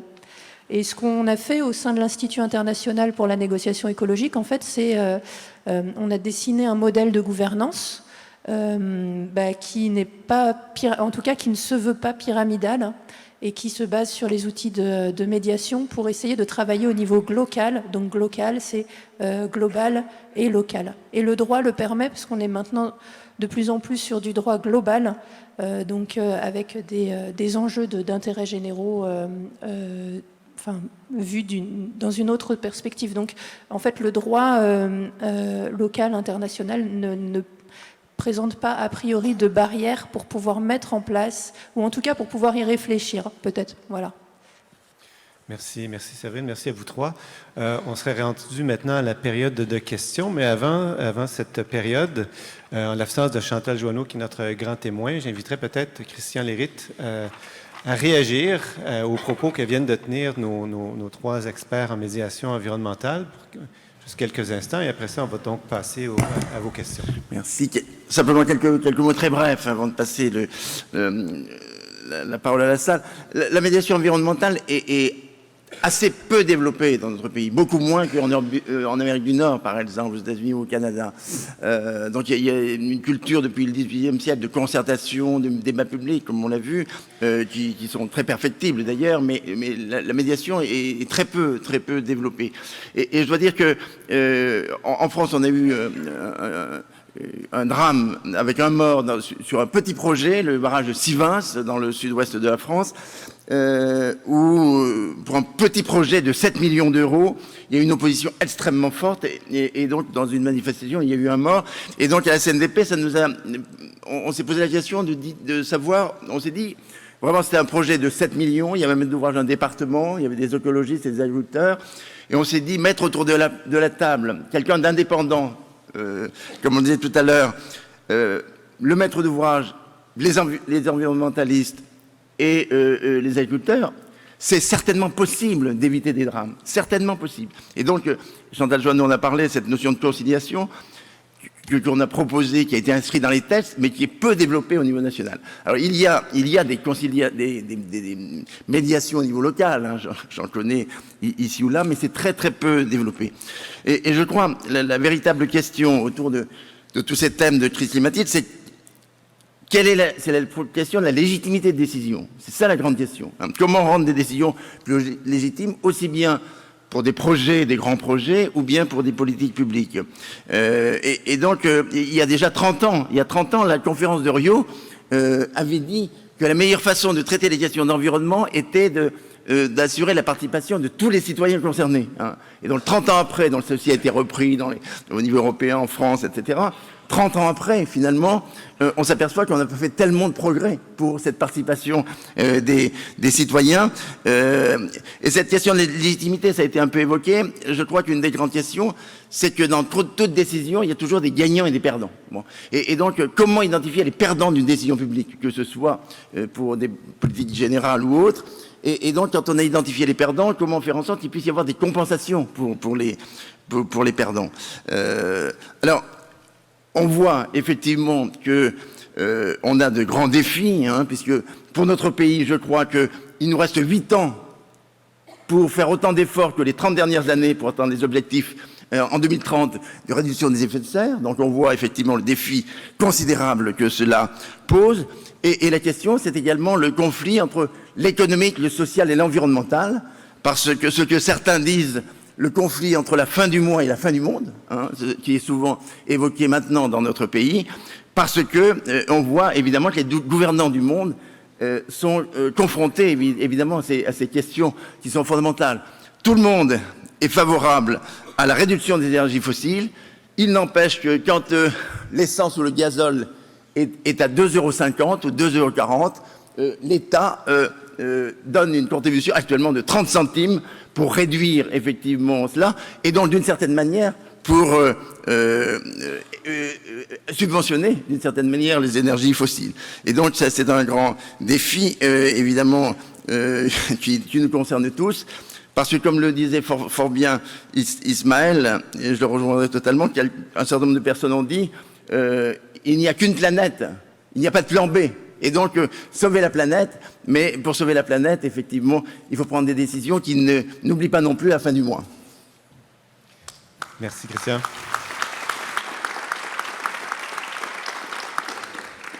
Alors, effectivement, vous avez pu constater qu'on a pris un léger retard dans le programme. On a quand même commencé une vingtaine de minutes en retard, donc ça se peut qu'on gruge un tout petit peu sur votre pause parce qu'on veut vous donner un moment pour poser des questions à nos panélistes. Alors, il y a donc des personnes qui ont des micros. Est-ce qu'elles sont là? Oui, on les voit. Voilà, deux hôtesses ici en haut qui vont se diriger vers les gens qui vont lever la main pour poser une question. Donc, on aura alors, ce que je vous suggère, c'est de poser une question courte et précise hein, pour donner la chance à un maximum de personnes d'intervenir. Alors, vous avez simplement à lever la main. Voilà, il y en a déjà. Bon, en avant. Ah, voilà. Oui.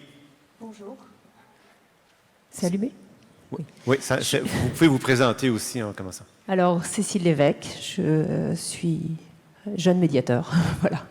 Et par ailleurs, concernée par cette problématique qui j'ai trouvé très intéressante. Sur le plan théorique, c'était des apports très agréables. Maintenant, sur le plan pratico-pratique, j'ai envie de soulever de la question des moyens, à savoir quelles sont les structures qui peuvent porter ce genre de positionnement et de médiation, et qui les paye?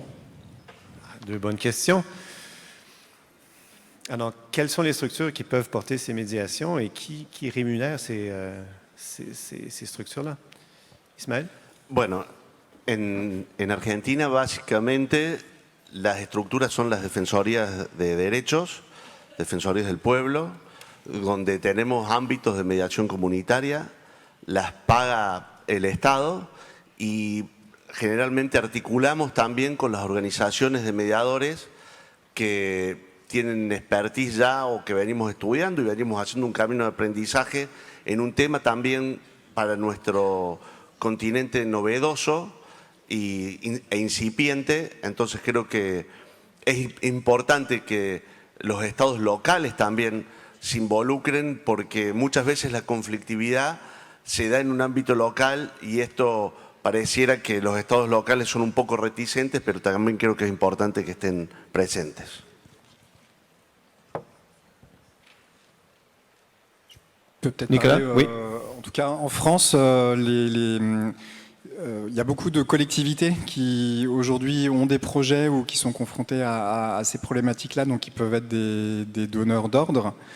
On a le cas aussi de grosses entreprises publiques qui gèrent des aménagements ou des territoires, et aussi des entreprises privées dans le cadre d'un projet qui peuvent faire du préventif pour éviter les oppositions. Par contre, c'est vrai que ça pose la question de l'espace de la médiation, et peut-être à la différence du contexte nord-américain où c'est l'avocat qui est plutôt valorisé, la figure de l'avocat. En France, c'est plutôt la figure de l'arbitre.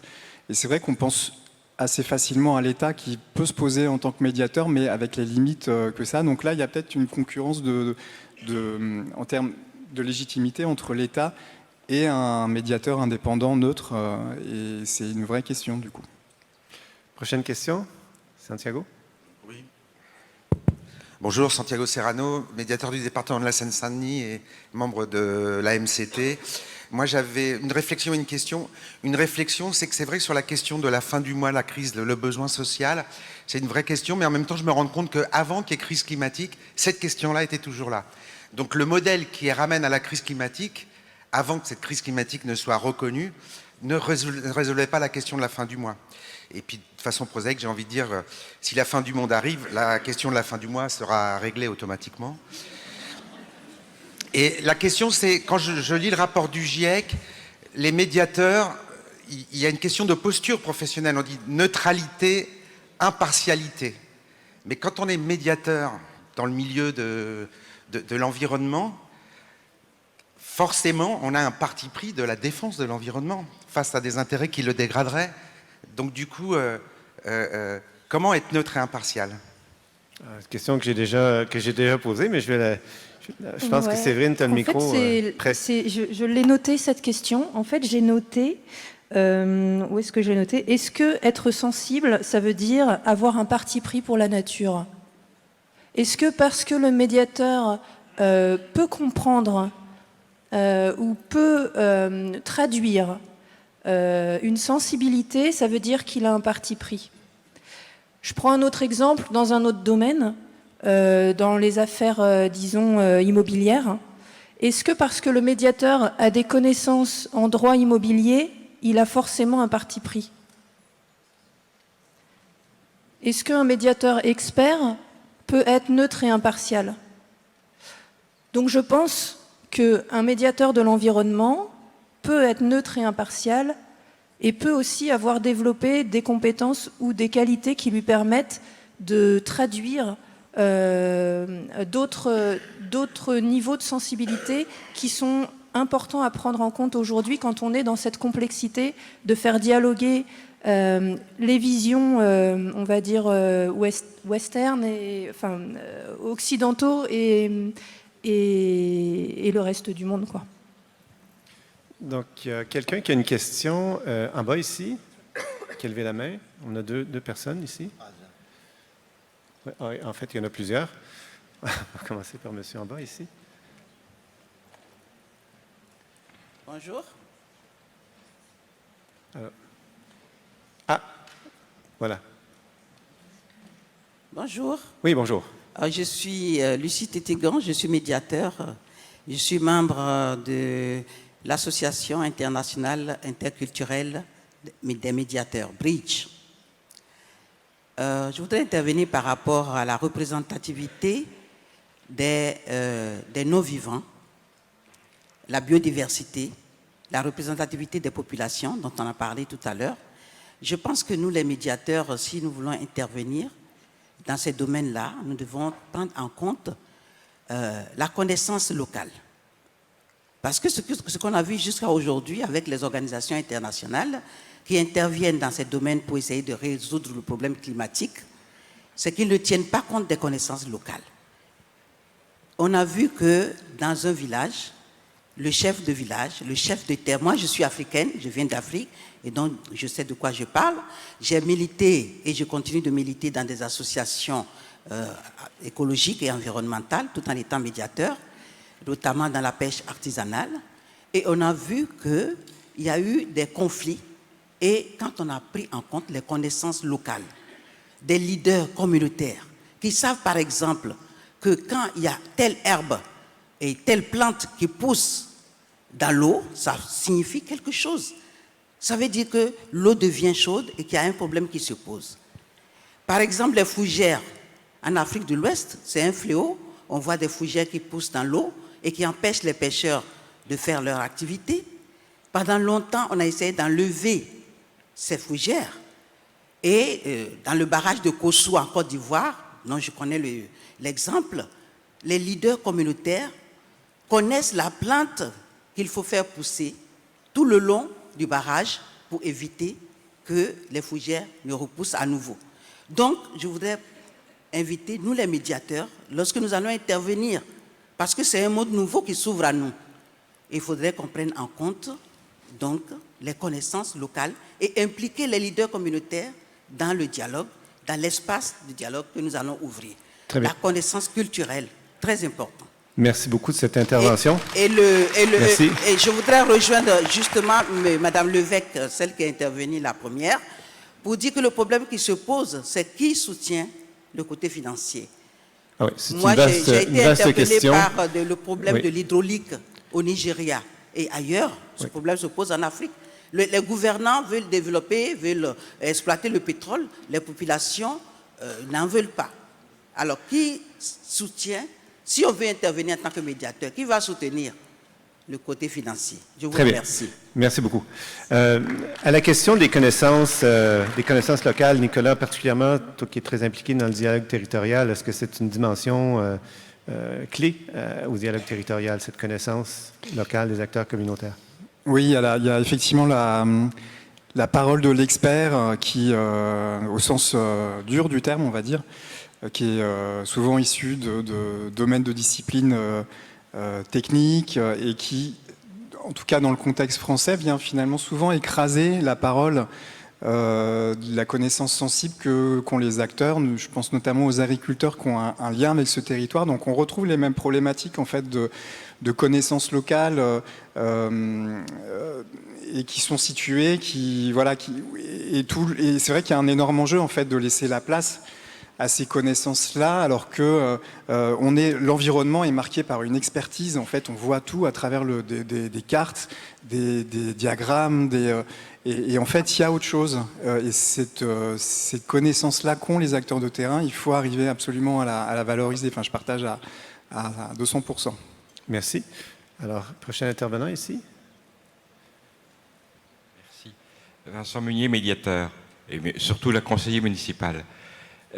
Parce que moi j'ai l'impression que vous avez plus parlé de démocratie dans laquelle la médiation a plus facilement sa place. Moi ma question c'était sur la cohérence. Parce que par exemple, je trouve qu'aujourd'hui dans le domaine automobile, je ne sais pas ce qu'il faut penser en tant que citoyen. J'ai l'impression d'avoir des sons contradictoires. Donc si je viens à un débat, je ne sais pas ce que je vais pouvoir. Je vais avoir un point de vue éventuellement personnel par rapport à ma situation, mais je n'arrive absolument pas à avoir une vision globale. Et j'ai l'impression que c'est aussi ce qui se passe pour beaucoup de mes collègues, de mes concitoyens, c'est que sur les questions environnementales, on entend des sons de cloche tellement contradictoires qu'on ne sait pas dans quel sens il faut pousser le bouchon. Merci Ismaël, je pense que tu as abordé cette question-là tout à l'heure. Un peu. Sí, yo creo que cuando hay discursos tan contradictorios, nos perdemos en esa situación, y creo que lo tocamos un poco al tema, cómo los medios de comunicación, las redes sociales influyen sobre la opinión al final de las comunidades. Creo que ahí hay que tratar de encontrar una opinión independiente, y vuelvo al ejemplo del tabaco. Desde los estudios del tabaco datan de los años 70, o sea, todo el mundo sabía que el tabaco generaba cáncer, digamos, hasta que se pudo construir ese entendimiento social en torno a eso. Es como nos perdemos en las opiniones también, porque los medios de comunicación le dan el mismo valor a la opinión científica independiente que a la opinión de los lobbies. Entonces nos cuesta identificar cuál es el discurso real sobre el cual tenemos que construir un pensamiento global. Pero creo que la mediación y el diálogo aperturan y nos dan la posibilidad de construir un camino en defensa también de la vida, que al final todos estos mínimos conflictos locales que degradan el ambiente tienen una repercusión inevitable en la crisis climática. Nicolas. Je veux bien réagir parce que pour moi, il y a besoin en tout cas d'avoir conscience du fait que le monde de l'environnement, en fait, il est multidimensionnel. Donc c'est déjà un monde où il y a des intérêts qui s'entrechoquent, et en l'occurrence on parle souvent de l'opposition entre les réponses au changement climatique et la préservation de la biodiversité. Donc là, dans le monde environnemental, en fait, c'est là où c'est facile pour un médiateur d'être relativement neutre, c'est-à-dire qu'il n'y a pas de réponse, quoi. Est-ce qu'il faut privilégier les énergies renouvelables au détriment de la biodiversité, comme c'est assez souvent le cas? Mais en fait, ces questions-là de conflits internes aux dimensions environnementales, on l'a même à des plus petites échelles. Je pense au monde de l'eau. Par exemple, quand on enlève une cascade sur une rivière pour permettre aux poissons de se déplacer, en faisant ça, on est susceptible d'assécher une zone humide qui se retrouve en amont. Donc finalement, on fait des choix, il y a du conflit. Même là où les choses peuvent paraître simples vues de l'extérieur, quoi. Donc en fait, ça suppose une exploration collective et des vrais arbitrages. Merci Nicolas. Donc on arrive à la conclusion de cette séance plénière. Merci pour vos questions. Nos panélistes seront disponibles, ils sont présents pour les autres journées. Alors si vous avez l'intérêt de leur poser d'autres questions, de débattre avec eux, je suis sûr qu'ils sont très ouverts à le faire pendant la pause et les autres moments. Donc on arrive à la conclusion, et je vais demander à chacun, très rapidement, parce que le temps est déjà complété, de nous donner en 1 minute un peu sa vision de perspective d'avenir de la médiation environnementale. Grosse question pour 1 minute. Je vais commencer par Ismaël. Bueno, un minuto es uno de los trabajos más difíciles que me ha tocado, y sin duda va a ser el más difícil responderle, pero creo que hay una posibilidad muy importante. Creo que estas acciones están marcando el camino de esto que vemos, y creo que la mediación medioambiental tiene que ascender escalones, tiene que innovar. Creo que la palabra es innovar en metodología, innovar en mecanismos de diálogo, innovar en mecanismos de participación, buscar nuevos caminos que seguramente están ahí y son difíciles de ver, pero seguramente se encontrarán. Y esto creo que espacios como este nos hacen reflexionar la pregunta y la interacción, y sobre todo la posibilidad que nos brinda de conocer espacios de diálogo que se están produciendo, cosas que ya existen de las cuales nos podemos nutrir, no solamente traer nuestra palabra, sino llevarnos la actividad de todos y de todas quienes comparten esta hermosa mañana. Muchísimas gracias.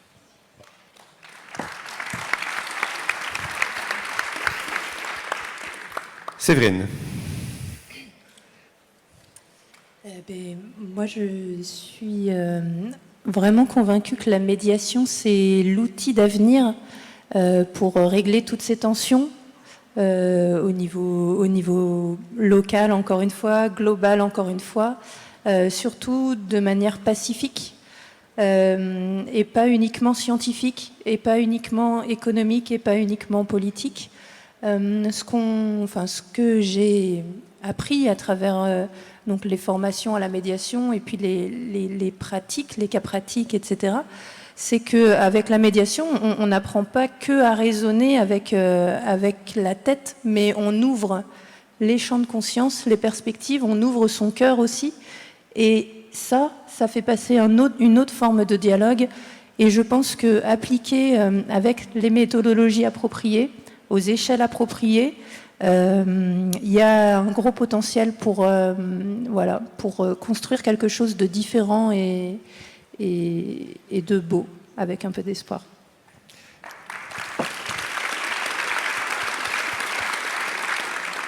Alors Nicolas. Alors je partage complètement et je vais être... pour moi la question elle se pose en termes pratiques. Comment on fait aujourd'hui? Alors pour moi il y a besoin il y a du travail vraiment d'innovation effectivement pour avancer sur ces questions-là. On voit que les chantiers sont ouverts. Comment on fait participer le grand public sans dissoudre la médiation dans la participation du public, mais en gardant vraiment ce qui en fait la spécificité et tout l'intérêt, et ce qui est beau dans la médiation. Donc là, il y a vraiment un travail méthodologique, comment on met en lien les vivants humains et vivants non humains. Pour moi, il y a besoin, en tout cas, que la communauté des médiateurs travaille vraiment sur ces questions-là, en pluridisciplinarité, autour des questions d'éthologie, de participation, en hybridant les approches, sans perdre vraiment ce qui fait la spécificité et la force de la médiation. Donc j'ai envie de dire, il faut qu'on se retrousse les manches, et on voit qu'il y a de l'enjeu, il y a du travail pour nous, quoi.